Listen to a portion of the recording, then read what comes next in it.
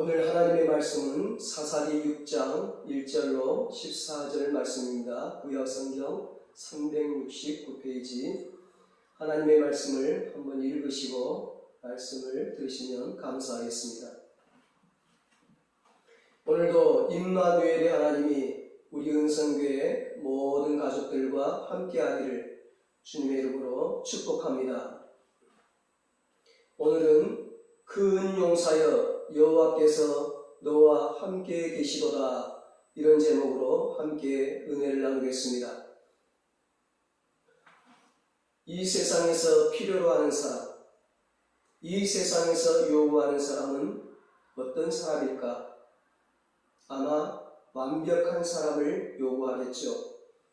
회사에서 직원을 고를 때 완벽한 사람을 요구합니다. 아이돌 가수를 뽑고 국가대표 선수를 선발할 때 완벽한 사람을 뽑습니다. 그것이 사람의 기준이고 이 세상의 기준이죠. 그런데 성경에는 완벽한 사람보다는 어딘가 부족하고 미약한 사람이 위대하게 쓰임받는 경우를 봅니다. 하나님은 완벽하고 강한 자가 아닌 부족하고 연약한 자를 들어 쓰십니다. 이것이 우리에게는 큰 은혜가 됩니다. 나도 하나님께 쓰임받을 수 있겠구나. 나 같은 자도 하나님이 쓰시는구나. 위로가 되고 소망이 되고 용기가 되고 낙심하지 않고 절망하지 않고 포기하지 않고 열심히 살아갈 수 있는 힘과 원동력이 된 것이죠. 하나님이 쓰셨던 노아도요, 술에 취해가지고 하체를 걷는 그런 실수를 범하더라고요. 겁이 많은 아브라함은 아내를 빼앗기고 자기가 죽임을 당할까 봐서 아내를 누이라고 여동생이라고 속이고 이방 왕에게 그 아내를 넘겨줘요. 그 아들 이삭도요, 아버지 아브라함처럼 똑같은 장소에서 똑같은 이유로 자기 아내를 누이라고 속입니다. 그 이삭의 아들 야곱은 아버지 이삭과 형 에서를 속이고 도망을 갑니다. 모세는 혈기로 사람을 죽였습니다. 여호수아는 모세 다음에 지도자로 세워졌지만 두려움에 벌벌 떨었습니다. 삼손은 여자에 빠져서 머리카락이 다 잘리고 두 눈이 뽑힌 그런 연약한 자였습니다. 다윗은 가늠과 살인죄를 범했습니다. 엘리야는 노랫나무 아래 숨어서 하나님께 자신을 죽여달라고 그렇게 하소연하는 우울증 환자였습니다. 예수님의 수제자인 베드로는 예수님을 3번이나 부인했습니다. 그 위대한 사도 바울도 교회를 핍박하고 성도를 핍박하고 심지어 스데반 집사님을 돌로 죽였습니다. 약점이 없는 사람이 있습니까? 하나님께서 쓰신 사람은 다 연약한 자들입니다. 자신이 부족하다고 생각하십니까? 괜찮습니다. 하나님은 부족해도 나를 들어 쓰실 수 있습니다. 나를 얼마든지 사용하십니다. 하나님이 약한 자를 들어 강한 자를 부끄럽게 하시는 하나님이십니다. 하나님은 약한 것을 일부러 택하십니다. 고린도전서 1장 27절에 말씀합니다. 그러나 하나님께서 세상에 미련한 것들을 택하사 지혜 있는 자들을 부끄럽게 하려 하시고 세상에 약한 것들을 택하사 강한 것들을 부끄럽게 하려 하시며, 오늘 본문은 약한 자를 택하여 강한 자들을 부끄럽게 하시는 하나님의 역사를 보여주고 있습니다. 바로 사사 중에서 가장 약한 자였던 기드온에 관한 이야기입니다. 기드온이 살았던 시대는 아무란 시기인 사사기 시대입니다.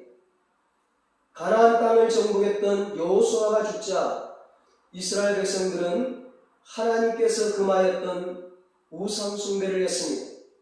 그 가나안 사람들이 섬겼던 우상을 숭배했어요. 하나님을 버리고. 그리고 그 가나안 여인들과 이방 여인들과 결혼하면서 급속하게 타락했습니다. 이 사사기의 특징은 왕이 없어서 내가 왕이 되어서 내 마음대로 사는 것입니다. 그때에는 이스라엘의 왕이 없으므로 사람마다 자기 소견에 옳은 대로 행하였더라. 사사기 17장 6절에 말씀합니다. 이스라엘 자손이 여호와의 목전에 악을 행하였더라. 사사기 2장 11절에 말씀합니다. 오늘 본문에도 그 이스라엘 백성들이 여호와의 목전에 악을 행하였다. 이 말씀이 나옵니다. 이런 말씀들이 사사기 성경 곳곳에 등장하고 있습니다. 이 사사기의 교훈은 만왕의 왕이신 우리 인생의 주인이신 하나님 없이 내 마음대로 살게 되면 혼돈과 공허와 어두움과 심판과 멸망과 고통이 임한다는 것입니다. 하나님은 하나님을 떠난 이스라엘 백성에게 이방 나라의 공격을 받게 합니다. 그래서 자신들이 지은 죄를 회개하고 하나님께로 돌아오게 하는 것입니다. 오늘 본문에도 이스라엘 백성들이 여호와의 목전에 악을 행함으로 이스라엘 동쪽에 있던 미디안 족속들이 이스라엘을 침략해 옵니다. 이 미디안 사람들은 사막의 도적떼들입니다. 얼마나 악한 자들인지 모릅니다. 이스라엘 사람들을 틈만 있으면 침략하고 공격을 해서 괴롭히는 거예요. 7년 동안이나 이스라엘이 이 사람들에게 침략을 당해서 괴롭힘을 당합니다. 이 미디안 사람들은 아말렉과 연합군을 이루어서 이스라엘을 공격해서 이스라엘 사람들의 땅과 곡식과 집과 짐승과 모든 재산을 다 빼앗아가 버렸습니다. 오늘 본문 6절에 이스라엘이 미디안으로 말미암아 궁핍함이 심한지라 이에 이스라엘 자손이 여호와께 부르짖었더라 말씀합니다. 이 미디안이 쳐들어오자 이스라엘 백성들은 겁에 질려가지고 모두가 다 급하게 집을 떠났습니다. 피난을 갔습니다. 모두가 산속으로 도망을 가서 거기 토굴을 만들어서 거기 숨어 살았습니다. 지금의 아프가니스탄 사람들처럼 갑작스럽게 집도 재산도 먹을 것도 다 버리고 급하게 몸만 빠져나온 것입니다. 이 기드온도 사람들을 피해서 미디안 사람들을 피해서 그 토굴 속으로 산속으로 도망을 가서 토굴 속에 숨어 살다가 먹을 것이 없으니까 먹을 것을 구하려고 가족들에게 먹을 것을 주려고 밤에 몰래 그 집에 내려와 가지고 포도주 틀에서 밀을 타작했어요. 그 밤중에 아무도 몰래 조용조용히 밀을 타작하고 있는데 오늘 우리 같으면 벼를 타작하고 쌀을 빻고 있는 거죠. 그런데 갑자기 하나님의 천사가 나타난 거예요. 그러면서 기드온을 부릅니다. 얼마나 기드온이 혼비백산했을까? 얼마나 무서웠을까? 12절에 보니까 여호와의 사자가 기드온에게 나타나 이르되 큰 용사여 여호와께서 너와 함께 계시도다 말씀합니다. 하나님은 지금 겁에 질려가지고 아무도 모르게 밤중에 그 밀을 타작하는 그 기드온에게 나타나서 산속에 토굴 속에 숨어 살고 있는 그 기드온에게 큰 용사라고 부르는 거예요. 그러면서 너가 이 이스라엘을 구원해라 그렇게 명령을 하십니다. 사명을 주십니다. 기드온은 자신을 큰 용사라 부르시는 하나님의 음성에 황당해합니다. 15절입니다. 그러나 기드온이 그에게 대답하되 오 주여 내가 무엇으로 이스라엘을 구원하리이까? 보소서 나의 집은 므낫세 중에 극히 약하고 나는 내 아버지 집에서 가장 작은 자니이다. 하나님께서 큰 용사라고 하니까 자신은 큰 용사가 아니라는 거예요. 자기 집은 보잘것도 없고 자신도 가장 작고 연약한 자라고 말하는 겁니다. 그러자 하나님께서 뭐라고 말씀합니까? 16절입니다. 여호와께서 그에게 이르시되 내가 반드시 너와 함께 하리니 너가 미디안 사람 치기를 한 사람을 치듯 하리라 하시니라. 너가 약해도, 너가 부족해도, 너가 가난하고, 너가 못 배우고, 너가 겁이 많고 두려움이 많아도 반드시 내가 너와 함께 할 것이다. 내가 너와 함께하여 반드시 승리케 할 것이다. 하나님께서 그렇게 말씀해 주시는 것. 하나님이 약한 자를 사용하셔서 약한 이 기도원을 들어 쓰셔서 하나님의 영광을 드러내기를 원하시는 겁니다. 우리 하나님은 약한 자를 사용하여서 하나님의 영광을 드러내기를 원하십니다. 왜냐하면 강한 자를 들어서 사용하시면 하나님의 영광이 나타나지 않습니다. 하나님께 영광 돌리지 않습니다. 하나님은 기드온에게 13만 5천 명의 미디안 군사가 한 명이 쓰러지듯 한 명이 넘어지듯 그렇게 멸망시키겠다고 말씀합니다. 아무리 많은 군사가 할지라도 하나님이 한순간에 멸하겠다는 것입니다.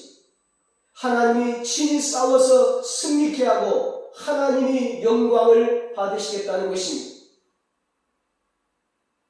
우리 인생의 성공의 열쇠, 승리의 열쇠는 내 실력, 내 능력에 있지 않고 하나님의 능력과 하나님의 함께 하심이 있습니다. 하나님은 기드온에게 큰 용사라고 말씀하시고 내가 너와 함께 하겠다고 말씀하시고 먼저 바알 신상과 아세라 신상을 없애라고 말씀합니다.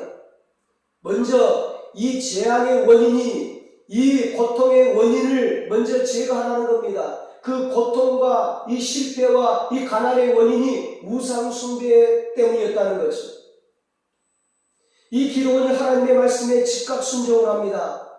그런데 너무 겁이 나서 아무도 모르는 밤중에 이 신상들을 제거를 해요. 바알 신상과 아세라 신상을 제거를 합니다. 무너뜨리고 치고 없애는 거예요. 도끼로. 다음날 아침에요. 온 동네가 발칵 뒤집어졌어요. 그 신상이 없어진 것을 보고 바알과 아세라 신상이 다 지켜 무너진 것을 보고 사람들이 이 신상들을 없앤 사람을 찾아 나선 겁니다. 야, 이 장면을 보면요. 이스라엘 백성들이 얼마나 타락했는지를 알 수 있어요. 하나님이 택한 이스라엘이 우상 숭배를 하다니 말이 안 되는 이야기잖아요. 마침내 동네 사람들이 기드온이 저 신상을 없앴다는 것을 알고 기드온을 죽이려고 합니다. 그때 기드온의 아버지가 기발한 말을 해요. 하나님이 지혜를 주신 거죠. 바알신이 진짜라면 우리가 기드온을 죽이지 않더라도 바알신이 직접 저 기드온을 죽일 것이라는 겁니다. 그러니 바알신에게 맡기자는 거예요. 바알신이 알아서 기드온을 처리하도록 하자.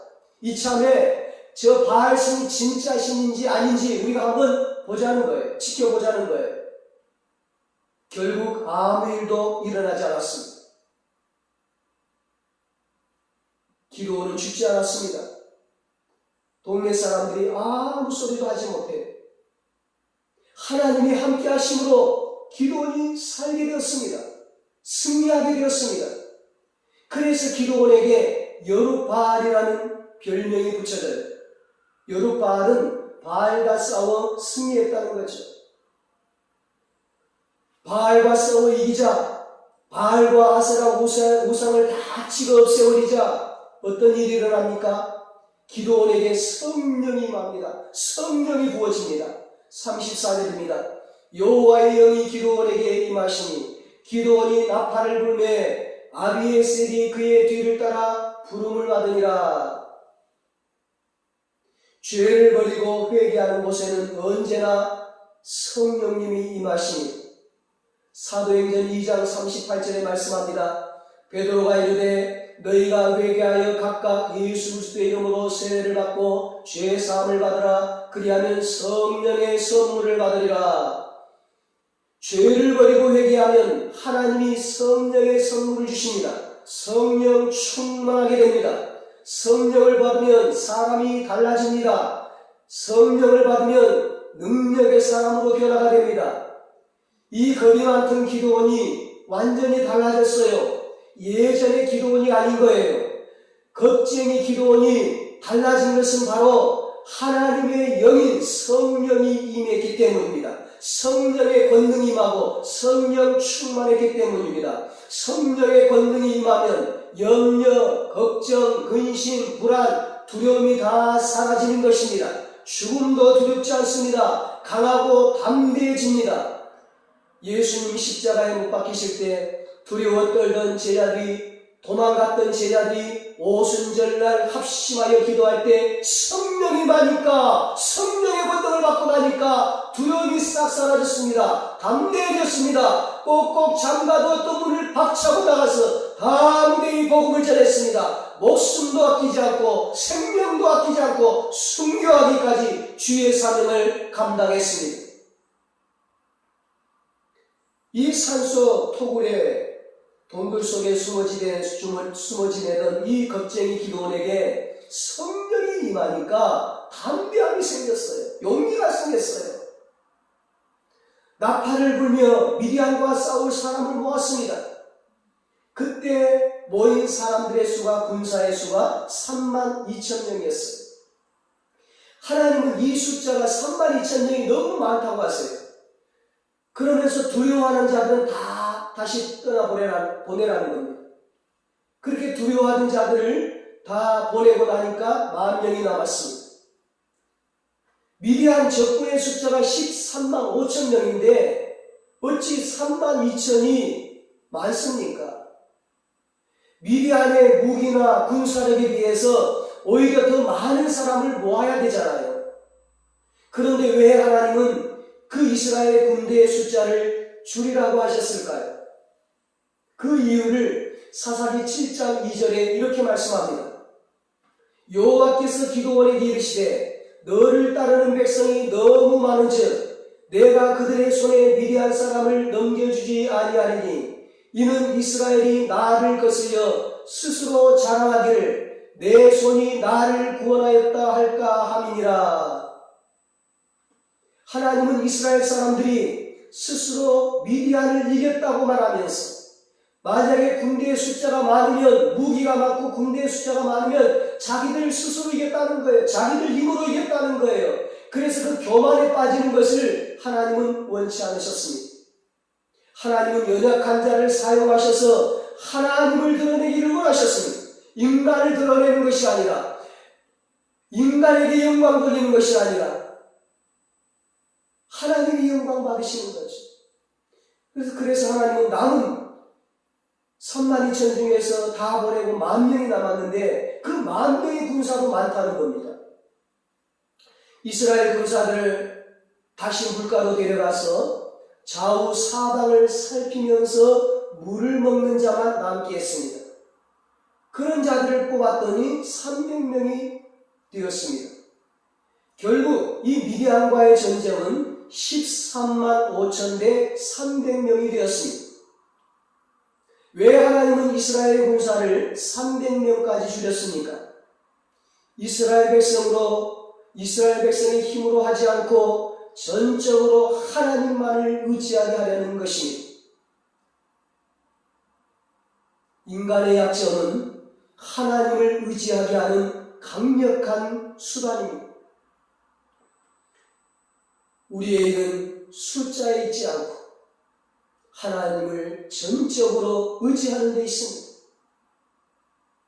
우리가 100% 하나님을 의지한다면 하나님은 확률과 상관없이 일하십니다. 우리가 100% 하나님을 의지한다면 하나님은 우리의 실력과 상관없이 일하실 것입니다. 기도원은 300명의 군사들과 함께 항아리 속에 횃불을 준비했다가 미디안 군사를 포위하고 나팔을 불며 하나리를 깨뜨리며 외쳤습니다. 여호와와 기드온의 칼이다 받아라. 사사기 7장 20절에 말씀합니다. 기드온과 300명의 용사가 일시에 나팔을 불자 그 하나리를 깨뜨리고 하나리 속에 숨겨두었던 그 횃불을 들면서 나팔을 불자 미디안 진영에서 자기들끼리 칼로 죽이는 일이 일어났습니다. 이스라엘 군사들은 칼 한 번 써보지 않았는데 자기들끼리 칼로 막 죽이는 거예요. 이 기드온과 300명 용사들이 한 일은 나팔을 분 것밖에 없습니다. 하나리를 깨뜨린 것밖에 없습니다. 횃불을 든 것밖에 없습니다. 하나님 말씀에 순종한 것밖에 없습니다. 오직 하나님을 의지한 것밖에 없습니다. 하나님께서요 말씀에 순종했더니 큰 승리를 거두게 해주셨습니다. 그렇습니다. 하나님 말씀에 순종할 때 역사가 일어나는 것입니다. 자신을 낮추고 하나님을 높일 때, 하나님을 전적으로 의지하고 그 말씀에 순종할 때 하나님의 능력으로 승리하게 되는 것입니다. 하나님의 능력으로 세상을 바꾸는 위대한 사람들이 되는 것입니다. 세상 사람들은 자신의 약점을 숨깁니다. 그러나 성경 속의 인물들은 자신의 약점을 다 드러냅니다. 하나님은 약점을 통해 역사하십니다. 이사야 55장 8절에 말씀합니다. 이는 내 생각이 너희 생각과 다르며 내 길은 너희의 길과 다름이니라. 여호와의 말씀이니라. 우리가 전적으로 하나님을 의지하고 하나님의 말씀에 순종한다면 하나님은 우리를 통해서도 오늘날 우리를 통해서도 놀라운 일을 행하실 것입니다. 우리에게 놀라운 승리를 안겨주실 것입니다.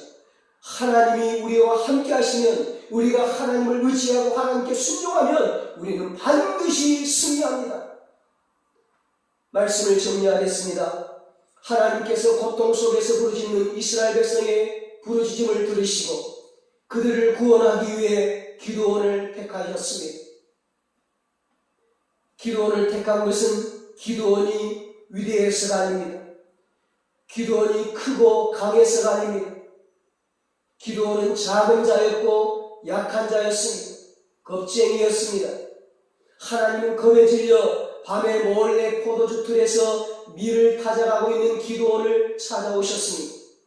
하나님은 연약한 기드온을 구원의 도구로 사용하고자 이스라엘 백성들을 구원하는 데 쓰시고자 그 기드온을 불렀을 때는요 밀을 타작하는 중이었어요.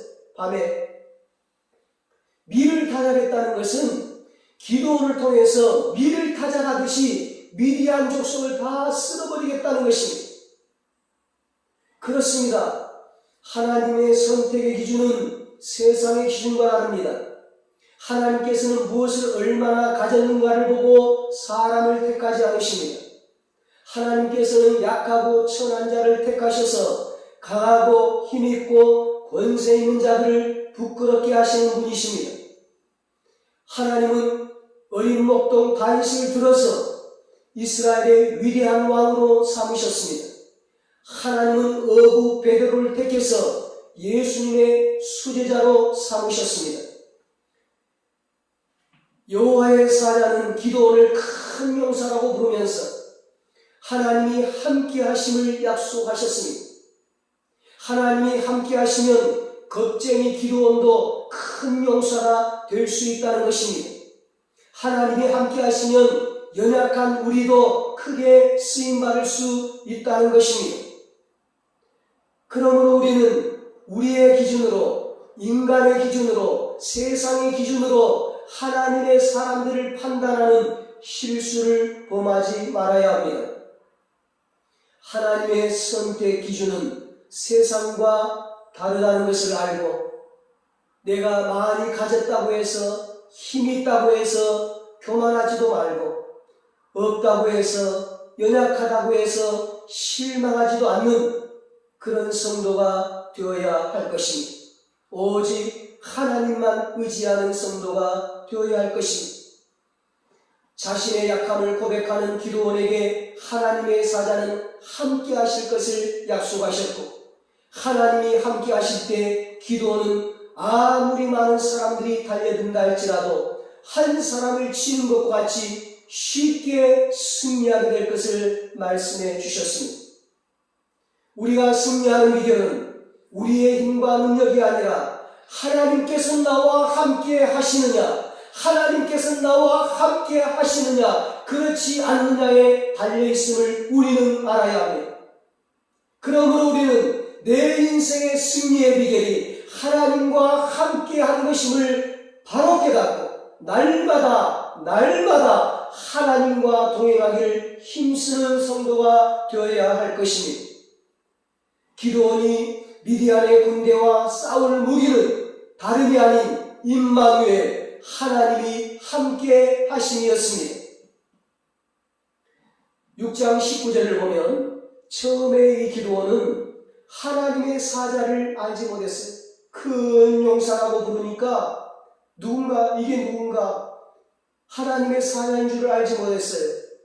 그래서 그 하나님의 사자를 대접하기 위해서 누가 손님인 줄 알고 그를 대접하기 위해서 어린 염소를 요리를 해가지고 가져왔습니다. 하나님의 사자가 기드온에게 그 음식을 바위 위에 올리게 하고 그 올려놓은 음식 위에다 자신의 지팡이로 불이 나오게 했습니다. 그리고 그 음식을 불로 태워버리고 하나님의 사자가 그 불 속으로 사라진 거예요. 이 불은 여호와 하나님의 임재를 상징하는 것이죠. 떨기나무 불꽃 가운데서 모세에게 나타나셨던 그 하나님이 기드온에게 나타나신 것입니다. 그 불이 성령의 불로 오늘 우리에게도 나타나는 것입니다. 그제서야 기드온은 하나님의 사자와 직접 대면하였음을 알고 두려워하게 됩니다. 그리고 하나님께서는 기드온을 안심시키고 그의 생명을 보존해 주셨습니다. 기드온은 하나님께 제단을 쌓고 그곳을 여호와 샬롬이라고 했습니다. 여호와 샬롬은 평강의 하나님이라는 뜻입니다.